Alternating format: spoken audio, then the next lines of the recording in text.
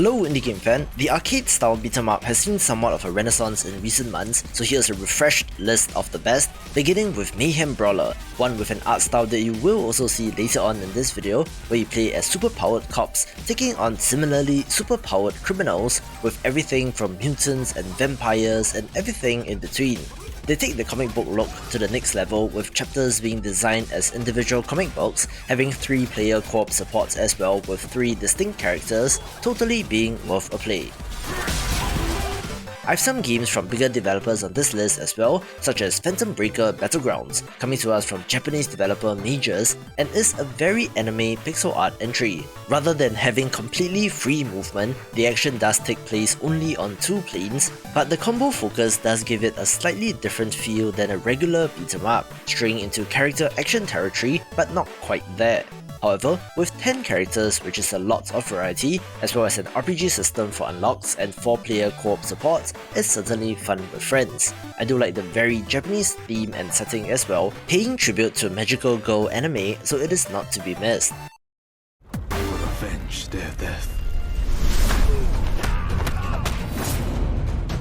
A game that you might have missed from 2020 is 9 Monkeys of Shaolin, a 3D beat-em-up entry where you play as a Chinese fisherman on a quest for revenge after witnessing his village getting burned to the ground by pirates.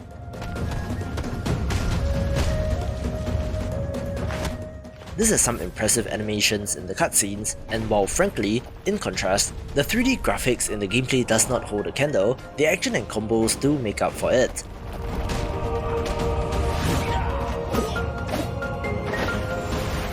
Our hero's preferred weapon is a bow staff, having some powerful area of effect attacks as well. There is co-op support for 2 players with an additional monk character, and it reminds me of the glory days of beat-em-ups and is fun with a friend.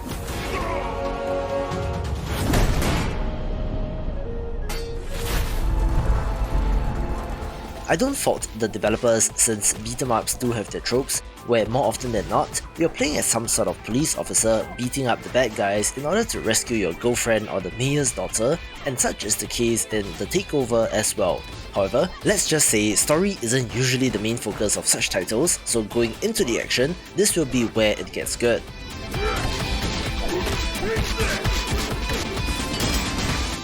One of the best parts of this game are the special abilities, where you can call upon screen-clearing missiles, which just feels awesome, with a vibe that evokes 90s action movies.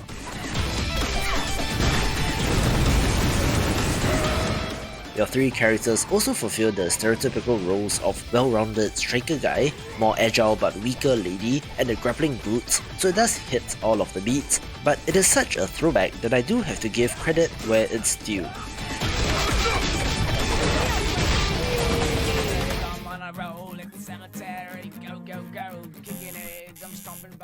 I had to dig further back in the archive for this one since Charlie Murder originally released in 2013, but there is a version available on Steam, being a punk rock brawler that has you battling against the death metalers and their minions. It is certainly from another era, reminding me of flash games that you would find on Newgrounds, and having a passing resemblance to Castle Crashers as well. There are RPG progression elements, but I do like the 2-person team-up attacks in this game, having a whole bunch of insane enemies to battle against.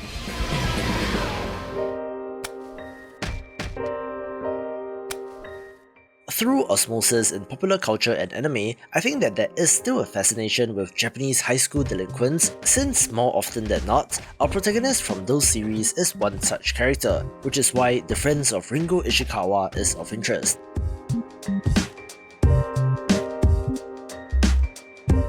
You play as a gang leader in his last autumn before graduation, doing general high school hooligan stuff like skipping class, smoking, and of course, getting into fights.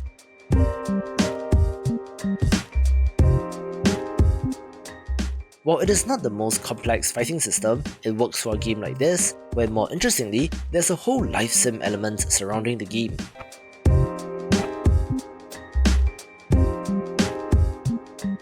There's a full day-night cycle simulation, as well as events that can only be done at certain times of day, and is one of the reasons why I love indie games.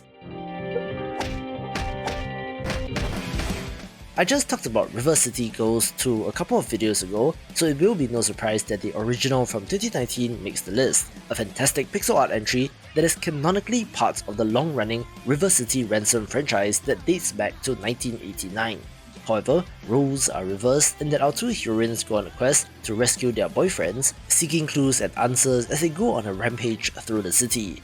There are plenty of RPG elements like XP, leveling up and stats in this game, which keeps progression moving along, not to mention some really fantastic pixel art, making this one of the best.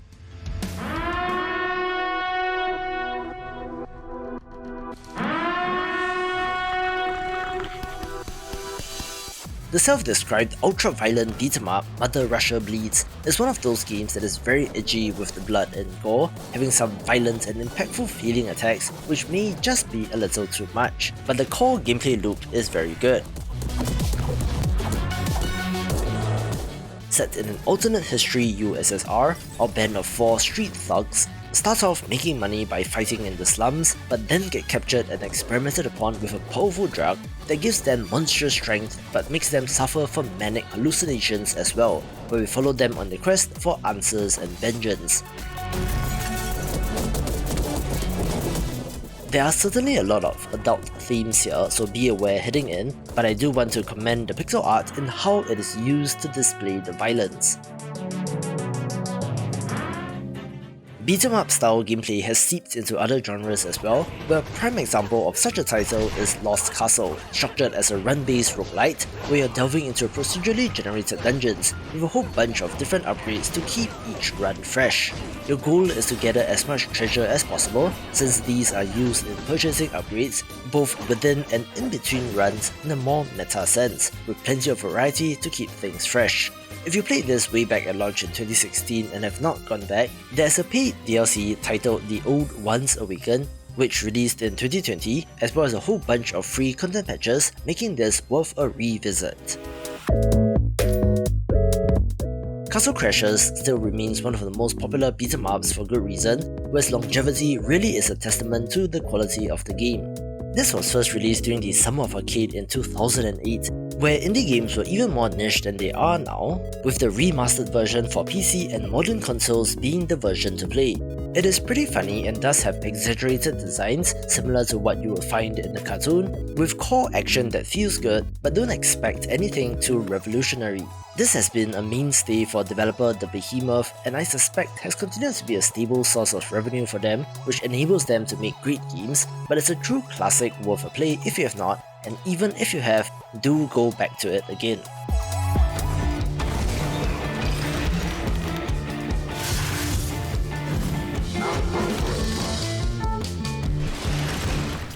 I really like Full Metal Furies, in contrast with the mainstream opinion of the game, where it's a very different style of game that is certainly worth experiencing. This is best in 4-player co-op, since while you can play with less, you do have to switch between characters in battle, which does get a little clunky. This has you playing as the Furies, facing off against the invading Titans and their armies in order to protect all life on the planet, drawing upon Greek mythology. The 4 heroines are unique, with some impressive upgrades that keeps you playing, but you will also come to realize that it's not a straightforward beat-em-up, having riddles and puzzles to solve, which is where people began to turn against this game. It does come to us from the developer of Rogue Legacy, which was an interesting change, not attaining the critical or commercial success of that game, but is still a great experience. You know the saying, get knocked down, get up again, that whole spiel. Well, it's time, partner. Time to rise up. Together. 2020 has been great for beat-em-ups, where Midnight Fight Express is one of the reasons why, a 3D brawler which you don't see every day but scores points due to the style and action. You play as a former criminal, dragged back into the fold since you only have until sunrise to defeat the bad guys before they take over the city.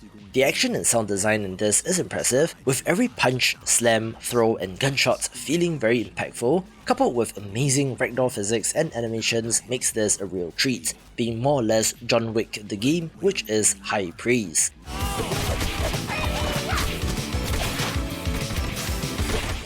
The second reason as to why 2020 has been great is Teenage Mutant Ninja Turtles Shredder's Revenge, the latest game to star the iconic characters, being both a tribute to the Turtles beat-em-up games of the past while also bringing it into the modern era. All of the hits are here, from the 4 Turtles, Master Splinter, April O'Neil and Casey Jones as playable characters, to facing off against the Foot Clan and Shredder as antagonists, to bosses like Bebop and Rocksteady, and of course, plenty of pizza. I love the modern high-bit pixel art look of this, with some awesome combo attacks as well, and it even has 6-player co-op support, which is pretty wild, where developer Tribute Games and publisher .emu really know what they're doing, so look forward to the next titles.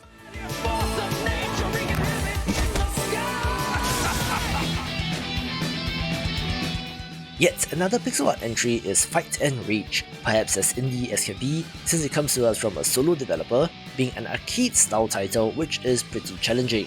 There are 3 main characters which do fall into those roles mentioned earlier, where the intuitive combat system was great, having you holding down the directional button mid-combo in order to chain the attack into a throw, which, as you can imagine, does lead to some fantastic action.